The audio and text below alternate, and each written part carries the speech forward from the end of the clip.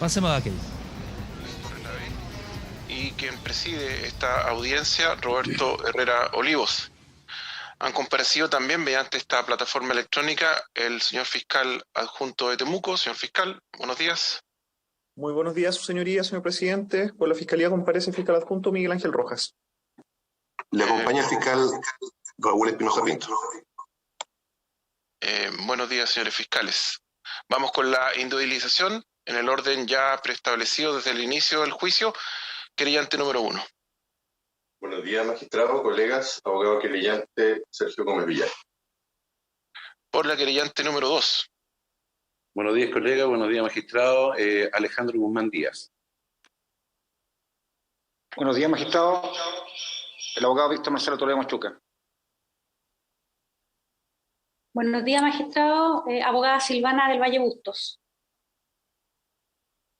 Buenos días, magistrados. Por la querellante 2, Constanza Molina San Martín. Buenos días, su señoría. Por la misma parte, Carlos Cajardo Pinto ya individualizado. Querellante número 3. Buenos días, magistrado, y a todos los asistentes. Ignacio Celedón Bulnes por querellante número 3. Buenos días a todas, a todos. Señoría, por la querellante número 3, abogada Manuela Arroyo Letelier. Querellante número 4. Buenos días, su señoría. Por la querellante número 4, Juan Carlos Pascual Robín. Buenos días, magistrado. También por la querellante número 4, abogada Soraya Herrera Bascur. Saludamos también a los señores abogados defensores. Por la defensa, el señor Pradenas. Buenos días, su señoría. Por la defensa comparece Beatriz Bertrán Blaskovich. Buenos días, señoría. Por la defensa de Martín Pradenas comparece la abogada Rosemary Contreras Alberti. Buenos días, señoría. Por la defensa de Martín comparece el abogado Juan Javier Jaramiller. Buenos días, señoría. Por la defensa también Gaspar Antonio Calderón. Presente también en esta audiencia de comunicación de veredicto el acusado, señor Pradenas Dur. Buenos días, don Martín. Buenos días, señor magistrado. Martín Nicolás Ignacio Pradenas Dur. Buenos días. Bien, como ya es conocido de los intervinientes, el tribunal dará a continuación a conocer el veredicto recaído en esta causa y para tal efecto daremos la palabra al magistrado señor Leonel Torres Lavé, quien además se encuentra a cargo de la redacción del fallo. Magistrado Lavé tiene la palabra. Gracias, colega presidente. Junto con saludar a los intervinientes, voy a dar lectura al acta de deliberación, que es del siguiente tenor. Temuco, 6 de agosto de 2022. Se ha llegado a la etapa de decisión en este juicio oral, que fue tramitado en 32 jornadas de intensa litigación, el cual fue llevado a cabo de manera reservada con el objeto de proteger las identidades de las víctimas, disminuyendo en lo que a nuestra competencia corresponde la posibilidad de revictimización y exposición mediática de las ofendidas en esferas ajenas al juicio, favoreciéndose con ello su comparecencia al tribunal y la prestación de sus testimonios, libres de toda presión e influencia, sin que se haya permitido ventilar información probatoria, por entender este tribunal que deben prevalecer los derechos de las afectadas, más aún tratándose de una investigación que dice relación con la esfera íntima de las personas y sus familias. Por lo demás, ello favorece el desempeño de las y los abogados en una correcta litigación, como también de la judicatura, pues hay un debido proceso que debe respetarse a todo evento. En el ámbito probatorio, la Fiscalía y querellantes, para fundar sus acusaciones, presentaron en estrados las declaraciones de 42 testigos y 17 peritos. Por su parte, la defensa hizo comparecer a 8 testigos y a 3 peritos.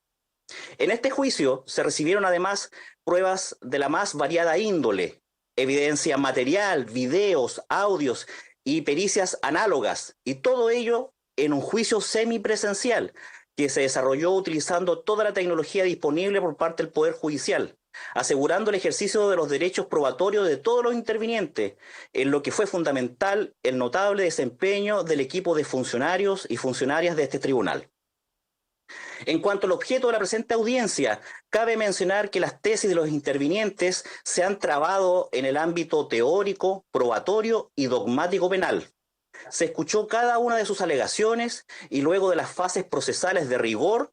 se declaró cerrado el debate y estos jueces, acto continuo, entraron en deliberación, ponderando las pruebas conforme a la sana crítica, esto es, con libertad, pero reconociendo como límites a dicho ejercicio los principios de la lógica, las máximas de la experiencia y los conocimientos científicamente afianzados. Todo ello para determinar en cada caso si se ha cumplido o no la promesa probatoria y teorías del caso presentadas por las y los abogados de las partes. En este punto, y antes de dar respuesta a las pretensiones de los intervinientes, conviene dejar en claro que juzgar con perspectiva de género no es una cuestión desconocida por el tribunal, sino que por el contrario, se estima como un método o herramienta metodológica que permite erradicar las desigualdades de género en el caso concreto, teniendo a la vista los posibles sesgos que pueden afectar la decisión judicial. Así, derrotar estereotipos fundados en falsas creencias y en la asignación de roles equivocados. Todo ello en orden a superar entre los intervinientes la simple igualdad formal y asegurar la aplicación de una igualdad material en la decisión judicial, evitando acciones interesadas, favoritismos u hostigamientos, obligándose al tribunal a motivar la sentencia en argumentos objetivos y razonables. Teniendo presente el fenómeno de discriminación al que se ven enfrentadas las mujeres, en especial cuando son víctimas de delitos sexuales, lo que evidentemente ha guiado muchas de las conclusiones venideras. Todo lo anterior se ha tenido en cuenta en la deliberación judicial, que en todo caso no libera a los acusadores de su imperativo procesal de rendir las pruebas idóneas y necesarias para dar por configuradas las pretensiones penales que constan en el libelo acusatorio, con el objeto de lograr en el tribunal una convicción más allá de toda duda razonable respecto a la existencia de los delitos y participación culpable del acusado, conforme al estándar y sistema probatorio penal vigente. En esta labor, estos jueces, para efectos metodológicos, y pido atención, han ordenado sus conclusiones de la misma manera en que se rindió la prueba en el presente juicio oral, comenzando por el hecho número 6 y continuando luego con los hechos 1, 2, 3, 4 y 5. En cada caso, luego de mencionar la decisión respectiva, se expresará de manera sintética la relación probatoria que fundamentó el proceso de valoración judicial en cada capítulo acusatorio, para posteriormente entregar argumentos de carácter transversal a todos los casos objeto del presente juicio oral. Primero, respecto del hecho número 6, que afectó a la víctima de iniciales A, R, V, P, se concluyó por unanimidad que se han logrado acreditar los hechos por los cuales acusó la Fiscalía con las adecuaciones siguientes. Con fecha 18 de septiembre de 2019, entre las 06 horas y las 09 horas aproximadamente, en el exterior del supermercado Líder, ubicado en avenida Bernardo Higgins, número 964 de la comuna Pucón, el imputado Martín Nicolás Ignacio Pradenas Dur, aprovechándose que la víctima ARVP, nacida el 3 de diciembre de 1998 y de 21 años a la época de los hechos, se encontraba incapacitada para oponerse, producto de su estado de ebriedad, procedió a ejecutar actos de significación sexual y de relevancia jurídica en su contra, besándola en su zona vulvar. Posteriormente, el mismo día y dentro de la misma franja horaria señalada, al interior de la vivienda emplazada en calle Arauco, número 343 de la comuna Pucón, el imputado, aprovechándose de la víctima ARVP, que se encontraba incapacitada para oponerse producto de su estado de ebriedad, procedió a accederla carnalmente vía vaginal. Estos hechos configuran los elementos típicos de los delitos de abuso sexual de mayor de 14 años previsto y sancionado en el artículo 366 en relación con los artículos 366 ter y 361 número 2, todos del Código Penal. Y violación de mayor de 14 años, ilícito previsto y sancionado en el artículo 361, circunstancia segunda del mismo cuerpo legal.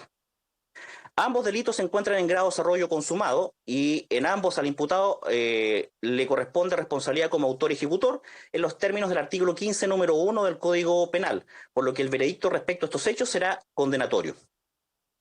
Para lograr convicción respecto de la ocurrencia de los hechos antes citados, se tuvo en consideración principalmente y sin perjuicio de lo que se detallará en extenso en la sentencia de rigor, la prueba rendida por los acusadores según los hechos presentados por la Fiscalía. Al respecto, cabe mencionar que los querellantes del caso no lograron con su prueba específica y la compartida con el ente fiscal la acreditación completa del extenso relato fáctico presentado en su acusación particular, sino solo en algunos aspectos, teniendo presente además que la competencia del tribunal está limitada a determinar la procedencia o no de figuras penales expresamente tipificadas en la legislación del ramo, resolver la absolución o condena, dependiendo de la prueba que se produzca en el juicio oral. Y en su caso, fijar las penas que resulten procedentes, conforme también a la misma normativa penal, según se explicará en el fallo respectivo.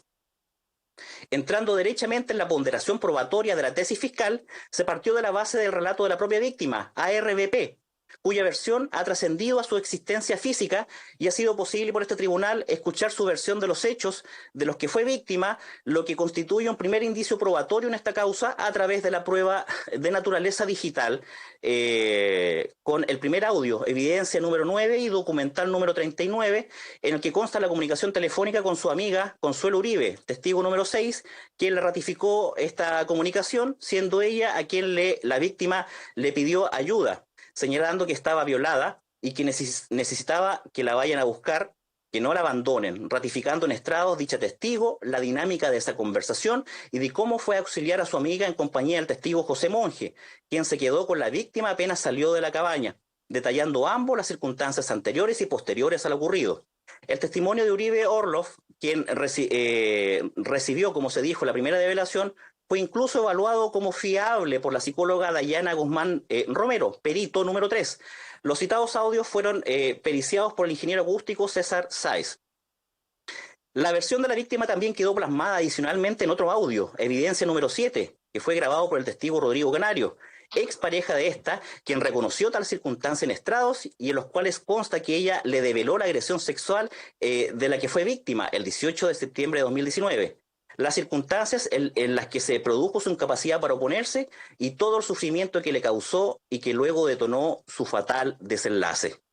A partir de ello, luego de su fallecimiento e iniciada la investigación penal, se comenzó la recopilación de indicios que fueron detallados e incorporados en estrados por la oficial del caso, Marcela Calderón, testigo transversal número 1, quien en 4 jornadas dio cuenta de las principales diligencias realizadas en cuanto al relato de testigos, levantamiento de evidencia y fijación de los sitios del suceso vía fotográfica, labor ejecutada por el perito Rodrigo González Rojas. Cabe señalar que la oficial policial presenció la declaración del acusado y la versión que éste entregó, respecto de la cual, con las diligencias realizadas, pudo contrastarla con la prueba obtenida, dejando en evidencia en el juicio que el acusado omitió la dinámica de hechos que configuran el primer delito y luego le dio una significación de acto consentido al segundo de los delitos imputados. Todo lo cual no encontró correlato con la prueba de la Fiscalía, que permitió dar por configurado un delito de abuso sexual contra la víctima ocurrido en el perímetro del supermercado Líder de Pucón, y acto continuo de la violación cometida en su contra dentro de la cabaña ubicada en calle Arauco número 343, al que fue conducida la víctima por el acusado aprovechándose de su imposibilidad de oponer resistencia. Se recabaron los testimonios de diferentes grupos de testigos, tanto del círculo cercano de la víctima, del círculo cercano del acusado, y los dichos de otros testigos que tuvieron diversa participación en los hechos, muchos de los cuales se presentaron en estrados y que fueron valorados conforme a su particular mérito y que entregaron elementos de corroboración, ratificación y ratificación de la postura acusatoria. En dichas labores también participó el oficial policial Sepúlveda Bañares, testigo transversal número 2, quien tomó diversas declaraciones y además analizó los archivos extraídos desde el computador y el teléfono del acusado. Consta además la evidencia tecnológica, dentro de la que destaca el video de seguridad del supermercado Líder, evidencia número 10, levantada por el policía Alexis Díaz, testigo número 13, evidencia que se estimó como prueba base a partir de la cual se dio por acreditado el hecho de abuso sexual en la que aparece la agresión sexual desplegada por el acusado en contra de la víctima conforme a los hechos descritos en la acusación fiscal. Dicha prueba de naturaleza digital fue exhibida a la Guardia de Seguridad que realizó las grabaciones de los hechos de Walda Riquelme. Dicha probanza fue periciada por el médico legista Rodrigo Cabrera, junto a otros profesionales del área, pudiendo afirmar en conjunto con la psiquiatra Tamara Peldosa que la víctima en ese escenario presentaba indicios de estar bajo los efectos de una sustancia depresora del sistema nervioso central y en consecuencia tenía una capacidad disminuida de oponer resistencia activa y consentir en la esfera de lo sexual. A todo lo que se suman los testimonios que dieron cuenta del estado de ebriedad en el que se encontraba la víctima, más allá de los testigos antecitados, otros relatos como el dado por Emilio Govich y Felipe Inostroza, siendo reafirmado por múltiples testigos que conocían personalmente a la víctima y que vieron su estado el día de los hechos en la evidencia aportada a lo largo del juicio. Respecto al segundo de los hechos, además de la develación referida precedentemente, los testimonios de todos los que la presenciaron, se acreditó la dinámica ocurrida dentro de la cabaña, desde el ingreso de la víctima e imputado, lo que fue descrito por la testigo Bárbara Frederiksen, que se encontraba en el lugar, sumado con Consuelo Uribe, quien ingresó al inmueble cuando fue en busca de la víctima e incluso confrontó al acusado, por lo que realizó y relató todo lo ocurrido con posterioridad y dio cuenta del estado emocional de la víctima a causa de la agresión sexual sufrida.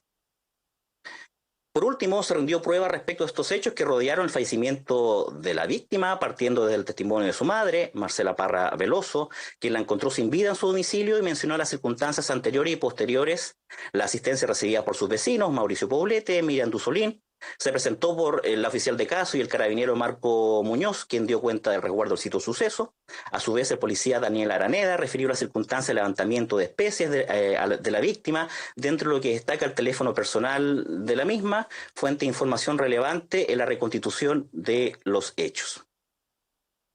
Se introdujo la pericia tanatológica evacuada por la médico legista Lorena Ibacache, que concluyó que la causa de muerte era la del tipo de suicida y que no había evidencias que den cuenta de la intervención de terceros. Paralelamente, respecto de la víctima, se presentó prueba respecto a su situación psicológica, su historia vital, representada por los dichos de su madre y los de su mejor amiga, Danae Bravo Galás, compañeros y amigos ya citados. En la misma línea cuentan los dichos de la psicóloga Paola Palma Vegas, testigo número 15, a la que se adicionó una pericia sobre el último audio que se tiene de la víctima, en que se concluye que ella devela una experiencia traumática sufrida, existiendo concordancia ideo-afectiva entre lo que va relatando y cómo le va afectando. La mujer que relata está afectada por altos sentimientos de culpa y vergüenza, los cuales son concordantes con lo descrito en la literatura respecto de víctimas adultas de una agresión sexual, que manifestó una ideación suicida y que existe una estrecha relación entre la afectación emocional, el daño psíquico que describe y el suicidio que cometió posteriormente. Sobre estos hechos, la parte acusadora particular, además de la prueba mencionada, rindió de forma separada prueba pericial evacuada por María José Valencia Rosales, relativa al dibujo y planimetría de los lugares de interés criminalístico que habrían sido recorridos por el imputado y la víctima. Presentó a Roxana Solar, psicóloga, respecto a un informe pericial que ya ha sido descrito, que ya había sido introducido por otros dos peritos, por lo que se estimó sobreabundante para efectos probatorios. Trajo a estrados al testigo Ruperto López, guardia de seguridad del supermercado Líder de Pucón, el cual presentó un relato altamente subjetivo y fundado en sus propias y personales apreciaciones de los hechos, contradictorio en algunos aspectos respecto a la prueba que sobre ese hecho ya había rendido la Fiscalía. Luego se rindió prueba pericial digital de Rodrigo Parada, quien realizó la extracción de datos del celular de la víctima, mensajes y tráfico telefónico. Se presentó al psiquiatra Pedro Retamal Carrasco, quien realizó un diagnóstico probatorio de la situación emocional de la víctima. Finalmente, toda la valoración probatoria de los medios de prueba mencionados en esta síntesis, como de aquellas que no fueron citados expresamente, será detallada la sentencia de rigor y la misma dinámica metodológica será usado en este veredicto respecto de los demás hechos. Segundo, respecto del hecho número 1, que afectó a la víctima, iniciales P, V, C, Q, se concluye por unanimidad que se han logrado acreditar los hechos por los cuales acusó la Fiscalía con las adecuaciones siguientes. Durante un día del mes de noviembre de 2010, en horas de la tarde, al interior del domicilio particular ubicado en calle Los Arrieros número 1519 de la comuna de Temuco, el imputado Martín Nicolás Ignacio Pradenas Durros procedió por medio de la fuerza a ejecutar actos de significación sexual y de relevancia en perjuicio de la víctima PVCQ, nacida con fecha 2 de febrero de 1994 y de 16 años a la época de los hechos, empujándola fuertemente sobre una cama, subiéndose encima de ella, efectuándole tocamientos en la zona de sus senos y en su zona vulvar. Estos hechos configuran los elementos típicos del delito de abuso sexual de mayor de 14 años, previsto y sancionado en el artículo 366 en relación con los artículos 366 ter y 361 número 1 de nuestro Código Penal. Este delito se encuentra en grado de desarrollo consumado y al imputado le corresponde responsabilidad en calidad de autor ejecutor en los términos del artículo 15 número 1 del Código Penal, por lo que el veredicto de estos hechos será condenatorio. La convicción del tribunal se logró conforme al mérito de la prueba rendida por la Fiscalía, y ello a pesar de no contar en la especie con el relato directo y en estrados de la víctima de estos hechos, lo que se estimó justificado en razón de la sintomatología propia que se produce en las víctimas de delitos sexuales, dentro de las cuales destacan los síntomas de estrés postraumático, sentimientos de culpa, que estarían ligados a la experiencia de transgresión sexual, estados de ansiedad, sentimientos de hostilidad, persecución, que ella guardaría para sí, lo cual es congruente con su funcionamiento psicológico, que puede verse agudizado por los hechos que se investigan, tal como lo concluyó el perito Pablo Morales Balboa, quien analizó en detalle el testimonio de la víctima, afirmando científicamente que la evaluada cuenta con competencias testimoniales, con criterios de credibilidad, señalando que su relato es consistente y coherente, descartándose las hipótesis que le restaban valor y prevaleciendo aquella que determinó que su testimonio es compatible con una experiencia de transgresión sexual. Las conclusiones periciales, el relato de la víctima y su sintomatología resultaron corroborados por los dichos del testigo experto Hernán Saavedra, quien le prestó atención terapéutica luego de realizada la denuncia y dio cuenta de que se pesquisó manifestaciones de naturaleza postraumática, principalmente reexperimentación de los hechos, que provocan a su vez fenómenos evitativos que han condicionado fuertemente su capacidad de participar en el proceso penal. Este tribunal, dentro de los límites de sus facultades, ha tenido en consideración la situación especial de cada una de las víctimas, teniendo en vista que, en el ámbito penal, debe considerarse el grado de afectación de estas a la hora de evaluar su relato, develación y otros factores que no pueden medirse con la misma vara de otros delitos, en los que el daño provocado es únicamente patrimonial, pues hay una repercusión que muchas veces provoca daños irreparables. La agresión sexual que sufrió esta víctima se mantuvo en silencio por algunos años, hasta que la adultez y el malestar que le provoca el riesgo de una interacción con el acusado implicó que ella le develara a su mejor amiga, María Fernanda Navarrete, quien corroboró el relato de la víctima en lo sustancial, todo lo que también fue reflejado en los dichos de la policía Katia González, quien recibió la denuncia de parte de la víctima, manteniéndose también en sede policial el relato de los hechos antes develados a su amiga. A todo lo anterior deben sumarse los indicios recabados en la investigación policial que fueron expresados por la oficial Marcela Calderón, la testigo transversal número 1, y la pericia fotográfica del sitio suceso evacuado por Rodrigo González.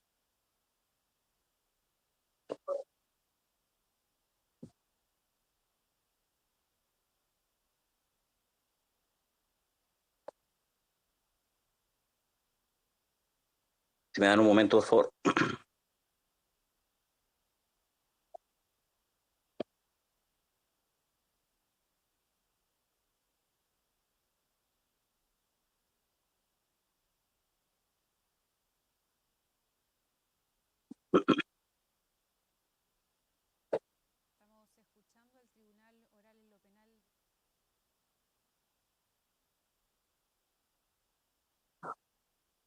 Bien.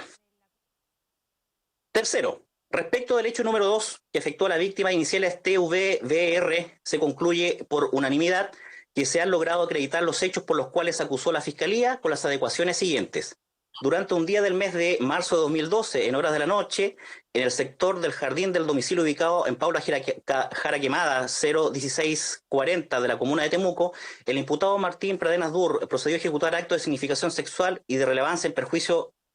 de la víctima de iniciales TVBR, nacida el 10 de junio de 1995 y de 16 años a la época de los hechos, dándole al imputado besos en el cuello, bajando intempestivamente su polera y sostén contra su voluntad, pasando su lengua por uno de sus senos, quedando la víctima incapacitada para oponerse al quedar paralizada por el actuar del imputado. Estos hechos configuran de los elementos típicos del delito de abuso sexual de mayor de 14 años, previsto y sancionado en el artículo 366 en relación con el artículo 366 ter y 361 número 2, todos del Código Penal. Este delito se encuentra en grado de desarrollo consumado y al imputado Martín Pradenas Dur le corresponde responsabilidad en calidad de autor ejecutor, en los términos del artículo 15, número 1 del Código Penal, por lo que el veredicto a este respecto será condenatorio. La convicción judicial se construyó sobre la base del testimonio de la víctima TVBR, quien sostuvo lo sustancial el relato expresado, partiendo desde la develación en tiempo inmediato realizado a su amiga Catalina Sepúlveda, quien corroboró su relato en estrados, incluso los detalles más característicos de este caso, como aquella frase que se mantuvo en el tiempo, que le desvirginaron la pechuga. Este enunciado, que refleja una de las problemáticas de estos delitos, en los que muchas veces las víctimas ven estos hechos como eventos impactantes, pero sin comprender o saber que se trata de un delito,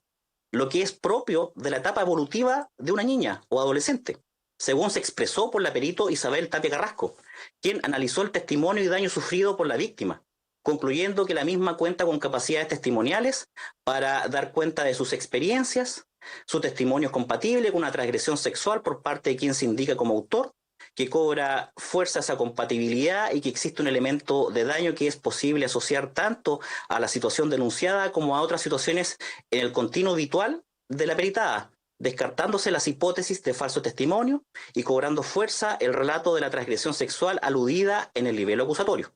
La develación hecha por la víctima en etapa adulta fue realizada al testigo Juan Carlos Beltrán, quien le apoyó en el proceso de denuncia, conforme al relato entregado y el entender que se trataba de una agresión punible. La citada denuncia fue ratificada en estrados, como también sus detalles por el policía Alejandro Fancelli,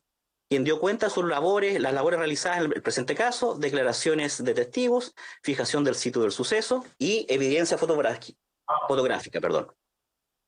Contándose en este caso con los dichos del testigo experto también Hernán Saavedra, quien dio cuenta de la terapia psicológica llevada a cabo respecto a la víctima en 36 sesiones y de los hallazgos clínicos presentados en ella, un discurso y video afectivo bastante consistente, evidenció un malestar clínicamente significativo. Después de estos hechos denunciados, lo que se pudo observar que ella dejó activamente de maquillarse, de usar ropa ancha para cubrir la zona glútea, la zona mamaria, comenzó a experimentar una ansiedad importante y una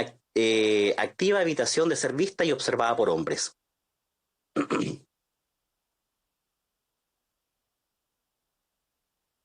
Cuarto, respecto del hecho número 3, que afectó a la víctima CPCU.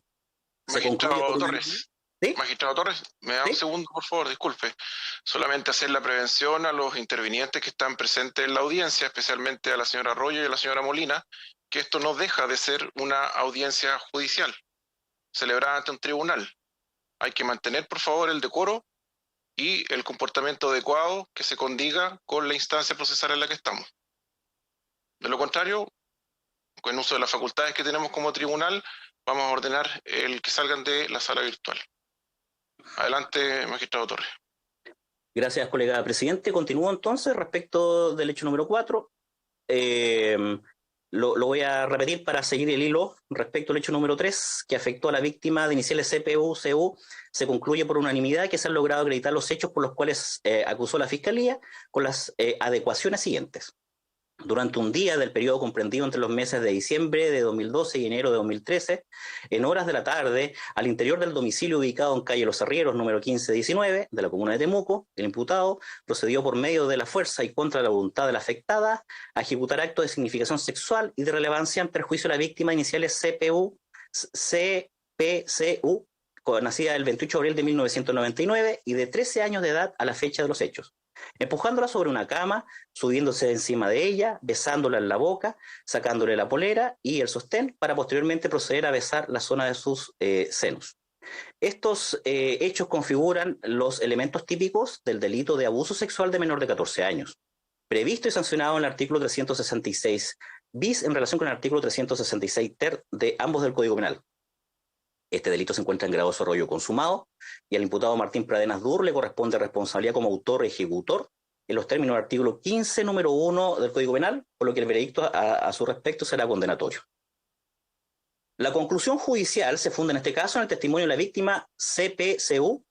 quien mantuvo su relato desde un inicio, develando de manera inmediata los hechos ocurridos, en primer término su amiga Javiera Díaz, quien por tener contacto con Rodrigo Morales recibió una invitación para ir a la casa del imputado, yendo con la víctima al lugar donde ocurrió la agresión sexual. Situación que también fue develada por la víctima a su pareja 2 años después, luego de que el acusado la comenzó a seguir en Instagram. Hay que señalar que ese mismo testimonio fue mantenido en lo sustancial en la denuncia presentada ante la funcionaria policial, Laura Díaz, que corroboró los dichos de la víctima, reproduciéndose en todos los casos los hechos centrales de la acusación. Todo ello considerando también las diligencias mencionadas por la oficial del caso, Marcela Calderón, que le permitieron determinar fundadas presunciones sobre la responsabilidad del acusado, logrando evidenciar contradicciones e inconsistencias en la explicación dada por el acusado. Tanto su amiga Javiera Díaz como Rodrigo Morales dicen que los hechos habrían ocurrido en el domicilio del imputado. Solo el acusado dice que habría ocurrido en el domicilio de Morales. Miguel Molina apoya la tesis de Pradenas en cuanto a que, a pesar de lo extemporáneo, le habría contado Martín que fue donde Rodrigo Morales. Molina conversó con el imputado sobre la acusación y le dijo que habían llegado Catalina y otra chica para hacer 2 para 2, que se habría dado unos besos con Catalina, lo que es contradictorio con lo que dijo el mismo imputado, quien señaló que no había pasado nada. En cuanto al análisis pericial del testimonio, se incorporó el dictamen de la psicóloga Natalia Bustos Garrido, en el que concluye que la examinada cuenta con competencias testimoniales que le permiten describir sus vivencias, alude a un episodio único de transgresión sexual ocurrido a los 13 años, consistente en contacto bucolingual con su boca, cuello y zona mamaria y succión bucomamaria, cobrando fuerza que sus dichos corresponden con una situación de agresión sexual, como ella describe, advirtiéndose elementos de daño asociado a lo investigado y descartándose las hipótesis de falso testimonio. Quinto, respecto del hecho número 4, que afectó a la víctima de iniciales VFLR, se concluye por unanimidad que se han logrado acreditar los hechos por los cuales acusó la Fiscalía por las adecuaciones siguientes. Durante un día del mes de abril de 2014, en hora de la madrugada, al interior del domicilio ubicado en calle Alcázar de Sevilla 02181 de la comuna de Temuco, el imputado Martín Nicolás Ignacio Pradenas Dur, aprovechándose que la víctima de iniciales VFLR, nacida el 18 de abril de 1995 y de 19 años a la fecha de la época, se encontraba incapacitada para oponerse al estar durmiendo en estado de ebriedad, procedió a ejecutar actos de significación sexual y de relevancia en su contra, besándolo en la boca, efectuando tocamientos en la zona de los pechos y en su zona vulvar por debajo de la ropa. Estos hechos configuran los elementos típicos del delito de abuso sexual de mayor de 14 años, previsto y sancionado en el artículo 366 en relación con el artículo 366 ter y 361 número 2 del Código Penal. Este delito se encuentra en grado de desarrollo consumado y al imputado le corresponde responsabilidad como autor ejecutor, por lo que el veredicto a su respecto será condenatorio.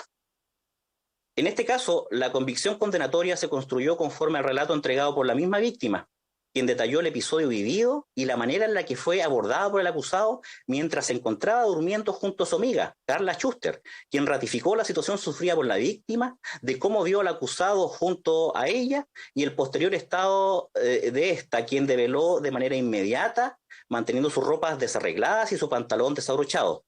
Dicha testigo refirió lo ocurrido antes, durante y todo lo sucedido de manera posterior. En la misma línea temporal compareció la dueña de casa y amiga de la víctima, Carolina Cifuentes, quien ratificó también que las 3 amigas se reunieron, hicieron la previa, luego fueron a la disco XS, volvieron a su casa para el after, después de lo cual se produjo la agresión sexual, siendo esta testigo la que, al ruego de Carla Schuster, fue a sacar al acusado de su habitación en la que estaba durmiendo la víctima. En este caso se dejó en evidencia que los asistentes a la fiesta le restaron mérito a la develación inmediata a la víctima, aludiendo a que era su culpa por estar ebria y que estaba haciendo show, lo que afectó de manera trascendental a la víctima, quien al no sentirse apoyada ni por sus propias amigas, a pesar de haber develado de manera inmediata, no se volvió a tratar el tema sino años después. Las develaciones posteriores recibidas por su actual pareja, Sebastián Parada, quien compareciendo en estrados entregó detalles de lo ocurrido respecto a la víctima. A su turno, el tío de la misma, Álvaro Rodríguez, se encargó de los trámites de la denuncia realizada con la aquiescencia de la víctima y en virtud de los hechos que por ella develados, explicando que lo hizo en su nombre, ya que su sobrina no se encontraba en condiciones emocionales para hacerlo personalmente. La oficial de caso, Marcela Calderón, dio cuenta de estos testimonios, como también de la fijación del sitio suceso, agregando la versión del imputado que niega los hechos y ratificando que los asistentes al lugar no le creyeron a la víctima, responsabilizándola. En cuanto al testimonio de la víctima, la perito Karen Cleveland Figueroa concluyó que la joven da cuenta de un evento de transgresión sexual en abril de 2014 por parte de Martín Pradenas Dur, contando su testimonio con diversos criterios de credibilidad discursiva y de fiabilidad, y cobra fuerza que los hechos son compatibles con una experiencia de transgresión sexual, por quien se indica como autor valorado los elementos de daño asociados tanto a los hechos como a otras experiencias estresantes en aquella época, y que se valoran con una temporalidad crónica y una intensidad moderada y recuperabilidad parcial.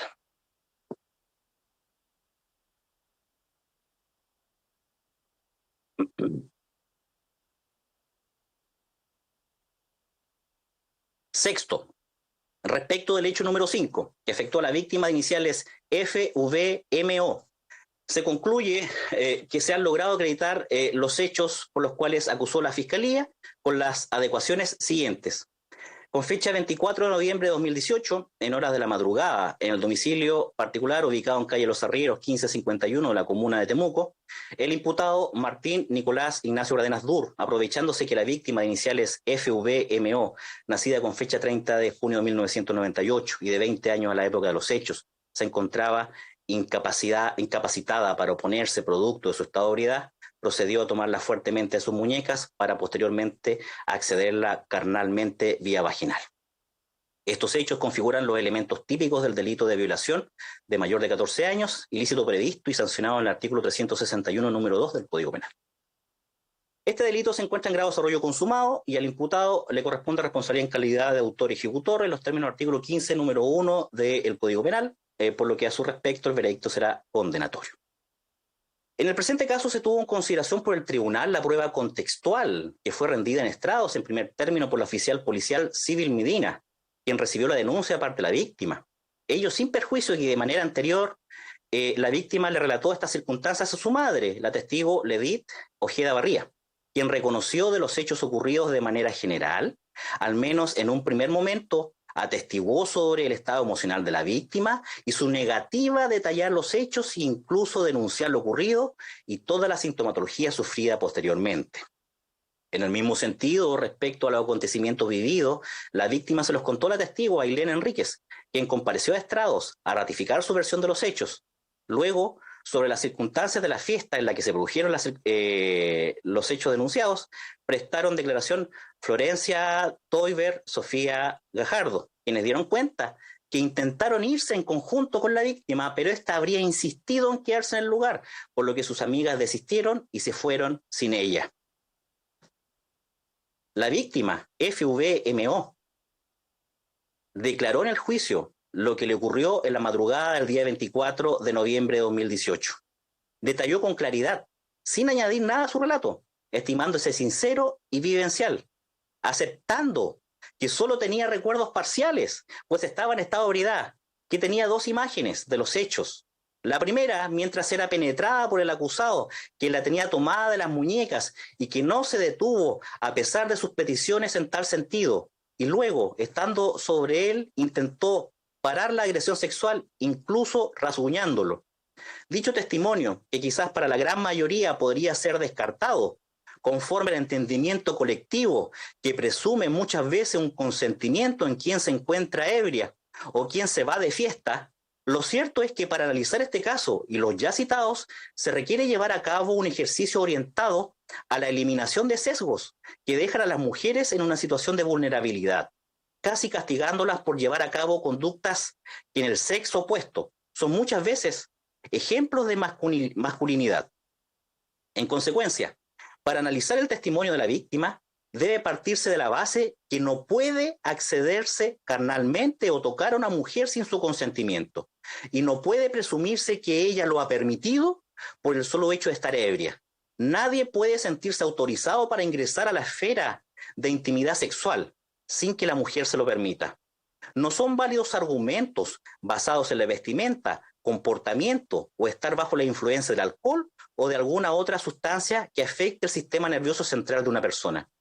Quien actúa bajo esa premisa claramente lo hace fuera del marco legal, valiéndose de la incapacidad de la víctima de oponer resistencia, una persona a quien prácticamente no conocía y sin que se justifique la relación sexual en ningún contexto, constituyéndose en un trato indigno en el que se hace prevalecer la superioridad física por sobre la incapacidad para consentir.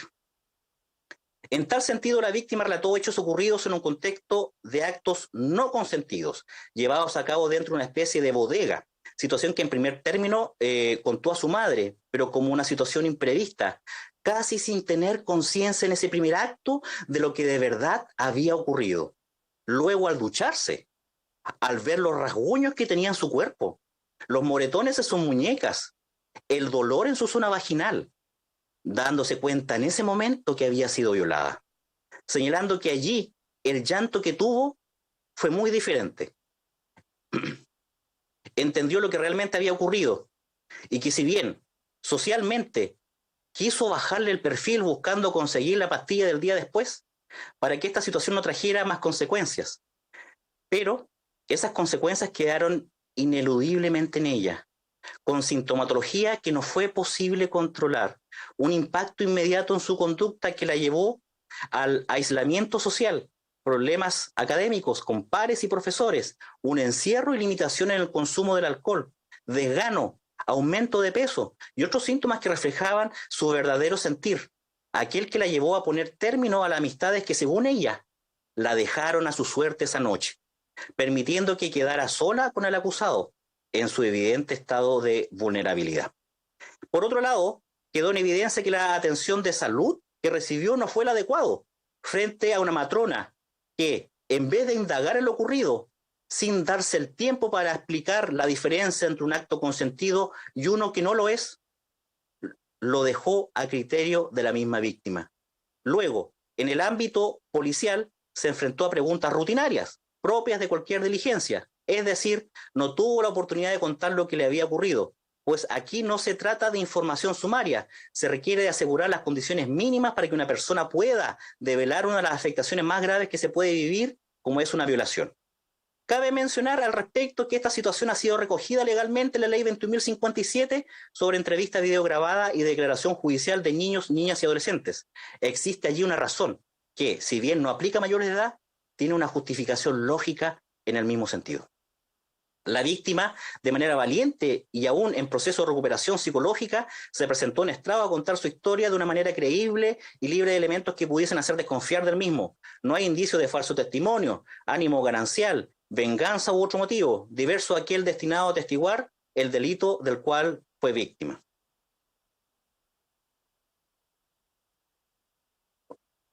Séptimo, en la misma línea de las conclusiones probatorias ya referidas, se presentaron medios de prueba que se denominaron transversales, ya que se incorporaron antecedentes relevantes respecto a la mayoría de los delitos. Al respecto, ya se ha mencionado la labor del oficial del caso, Marcela Calderón, que dio cuenta de las diligencias policiales realizadas en los casos 1, 3, 4, 5 y 6, sirviendo de enlace entre cada uno de ellos, dando cuenta de las denuncias realizadas, lo relatado por las víctimas, los testigos relacionados con cada hecho. En el mismo sentido, Cristian Sepúlveda Bañares, quien se refirió a los mismos hechos y además señaló las operaciones realizadas respecto al notebook del acusado, detallando su contenido, algunas imágenes recuperadas y que tenían, a su entender, interés criminalístico, en especial algunas imágenes de noviembre de 2018 relacionadas con el hecho 5. Luego, realizó el mismo análisis respecto al teléfono del acusado, categorizando información y destacando aquellas imágenes de relevancia respecto de los casos objeto del juicio. La extracción de esa información desde el computador fue realizada por el perito Rodrigo González Castelli. A su vez, el encargado de dicha operación respecto al celular fue el perito Jonathan Leandro Castillo Llanos, compareciendo ambos a estrado a explicar su metodología y conclusiones. Luego se presentó una pericia de vinculación de casos desarrollada en estrados por la psicóloga Carla Guaita, con la que se ilustró algunos factores característicos de los hechos ocurridos. Finalmente, hay que señalar que hubo prueba que no fue tenida en consideración, sea por impertinente o, en su caso, está relacionada con personas que participaron dando su opinión en programas de televisión sobre elementos probatorios, siendo testimonios que no pueden ser valorados en la presente sede penal. Octavo, respecto a la tesis presentada por la defensa, en cada uno de los hechos imputados, no tuvo la fuerza necesaria para introducir dudas razonables que permitan a este tribunal adscribir a ellas y resolver la absolución del acusado. Esta conclusión judicial que será desarrollada en la sentencia venidera se encuentra fundada en síntesis sobre la base de la postura que se asumió por dicho interviniente, según consta desde el mismo auto de apertura de juicio oral, donde negó la efectividad de los hechos y sus circunstancias. Respecto del hecho 6, expresó una versión paralela que no fue acreditada en autos, a pesar del rigor probatorio exigido a la defensa, que es de menor entidad al que se exige a los acusadores. Pues la prueba rendida en juicio por la Fiscalía entregó una serie de indicios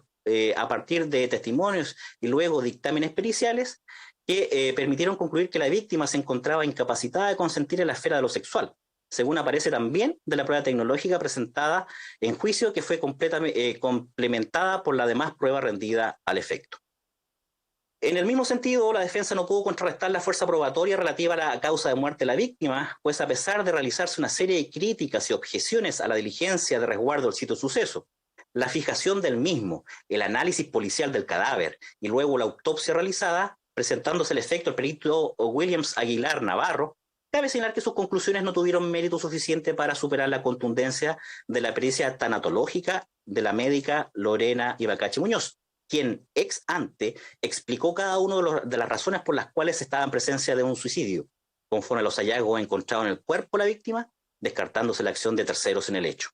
Por las mismas razones no se asignó valor probatorio a la pericia realizada por Jorge Antonio Aguirre, quien formuló observaciones en cuanto a los supuestos errores cometidos por personal policial en el sitio del suceso, suponiendo que hay elementos que permiten estimar intervención de terceros, lo que en definitiva no tuvo un correlato probatorio que permita desechar la tesis de los acusadores. Dicho perito fue desacreditado en varios aspectos en el contrainterrogatorio, según se detallará. En el mismo sentido, el perito Juan Muñoz presentó conclusiones que no pueden ser valoradas positivamente, ya que fue observado su proceder y al contraste de los acusadores develó las debilidades de su metodología que no permiten asilarse en sus operaciones. Respecto de los hechos 1, 2, 3, 4 y 5, la tesis de la defensa se centró en negar la existencia de tales hechos, según consta en el auto de apertura juicio oral y que fue ratificada al inicio del juicio, señalando que el hecho número 1 tenía una antigüedad de 10 años y no contaba con testigos, que el hecho número 2, algo similar, en cuanto a que nunca ocurrió lo relatado por la víctima. Respecto al hecho número 3, señaló que la víctima se ofreció a denunciar junto con el querellante, que ella se movilizó, incluso ofreció funa para ayudar a la causa de la víctima ARBP. En el caso número 4, refirió que estábamos frente a una víctima que tiene 3 versiones distintas y que se contradicen y que el peritaje psicológico daría cuenta de la contaminación. Por último, refiriéndose al caso número 5, señala que la misma víctima negó la violación en un tiempo inmediato. No recuerda nada, solo busca la pastilla por una relación no protegida. No hay elementos propios de una violación. En las clausuras realizó una serie de críticas sobre la prueba rendida por los acusadores, dando cuenta de problemáticas en el manejo de especies levantadas y su respectiva cadena custodia, lo que a juicio del tribunal, si bien puede ser observable en lo administrativo, no le quita mérito probatorio a las evidencias recogidas, según se ha resuelto por la excelentísima Corte Suprema en sentencia ROL 14.795-2022 del pasado 20 de julio de 2022. Pruebas que en todo caso fueron reconocidas por los interlocutores y debidamente incorporadas en juicio. Se evidenciaron algunas inconsistencias o contradicciones respecto al relato de los testigos, pero en todos los casos dicen relación con cuestiones tangenciales y que no afectan de modo alguno las conclusiones a las que se arribó.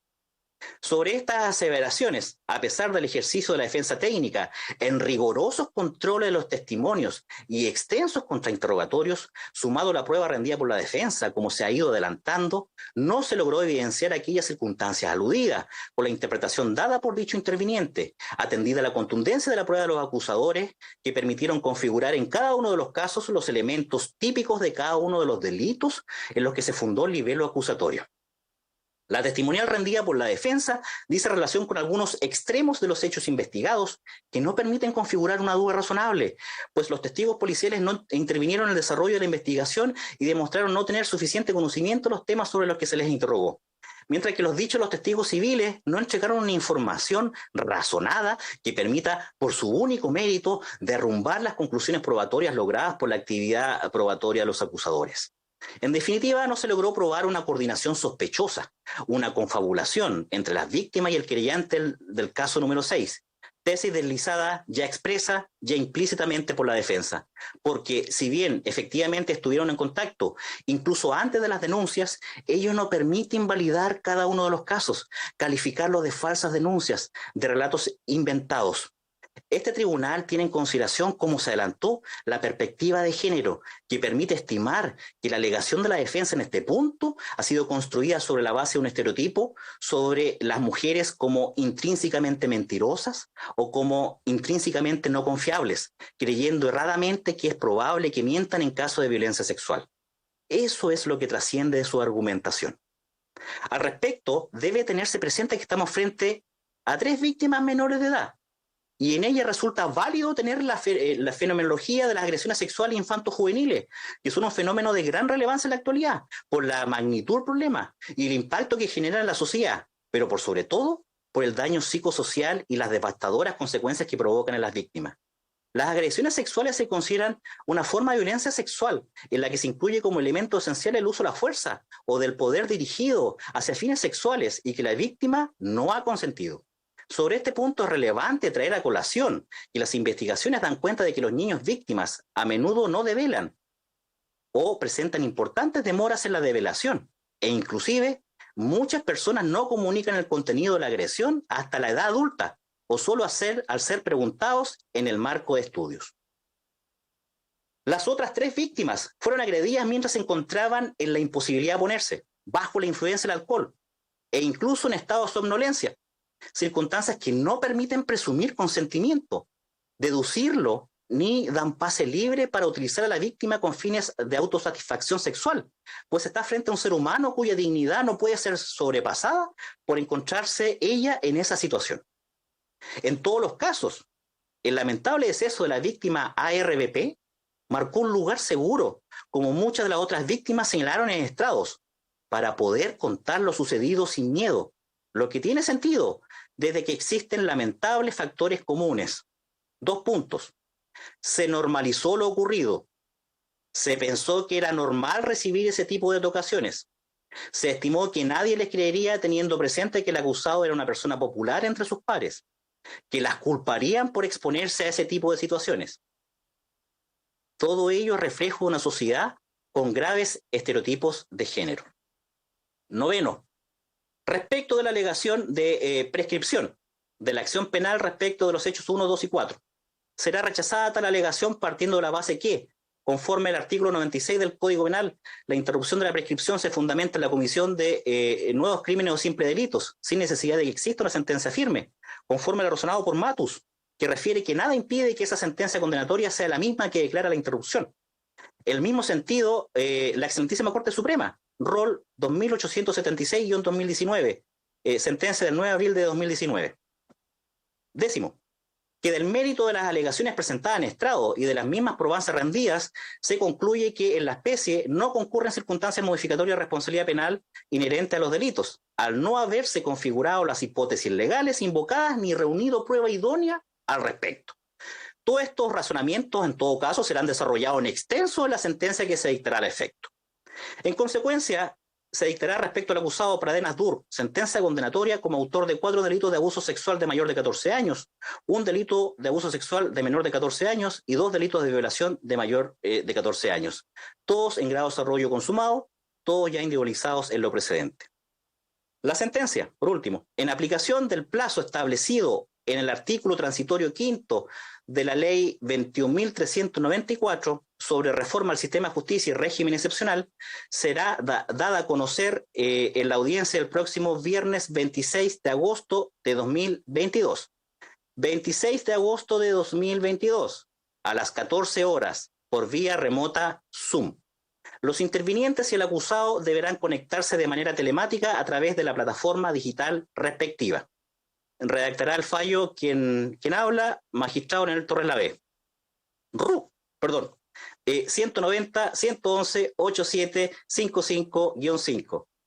RIT 26-2022. Decisión acordada por los jueces Roberto Herrera Olivos, presidente de sala, Wilfred Silman Zamorano, juez integrante, y Leonel Torres Lavé. Esos son los términos sintéticos del veredicto, señor presidente. Muchas gracias, magistrado Torres. Los intervinientes entonces se han impuesto del veredicto condenatorio que acoge la tesis de la Fiscalía respecto a todos los hechos por los cuales presentó su acusación. Según lo que dispone el artículo 343 del Código Procesal Penal, corresponde que en este momento se abra debate a ese respecto, el que señala la norma que acabo de citar, y conforme se concordara en las audiencias de coordinación y también se recordara ahora en el inicio de este juicio oral, la transmisión o la publicidad que se había dispuesto en esta causa termina en este momento, ya que el veredicto ha sido comunicado a los intervinientes. A partir de ahora, entonces, la señal de televisión del Poder Judicial deja de transmitir para la adecuada comunicación de lo que he resuelto, y ahora los intervinientes y el tribunal pasamos a la sala privada para discutir al tenor del artículo 343 del Código ya aludido.